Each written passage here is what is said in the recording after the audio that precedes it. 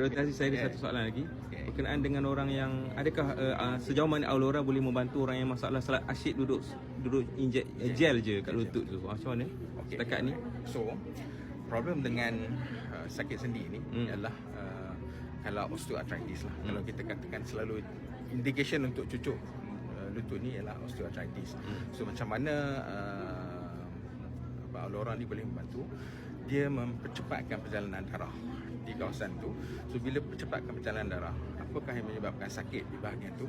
Ialah kata pengumpulan chemical mediators lah, yang chemical lah, bahan kimia yang menyebabkan rangsangan kepada reseptor sakit.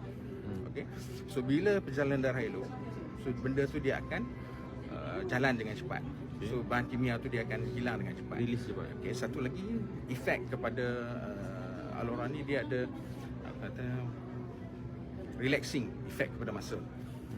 Dia akan relax kepada ketegangan.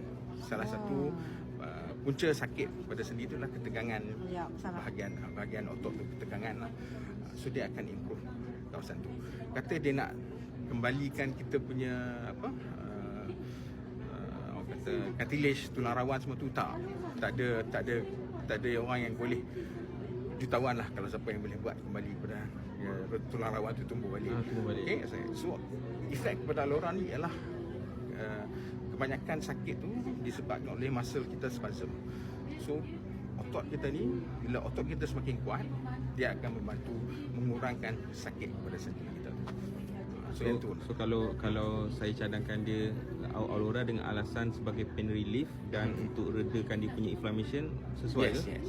Sesuai lah. Okay. Zaman Firaun lagi dah pakai dah. Cuma zaman-zaman dulu kita pakai cahaya matahari kan. Dia konsentratekan panas. So orang Jepun ni dia brilliant terlebih. So macam mana dia masukkan dalam garment. Dia masukkan dalam kain. Dia tahu keperluan hidup semua orang pakai kan. Wajib pakai kan. Insya-Allah. So dia masukkan benda tu dan tak ada kisah. Okay, alright.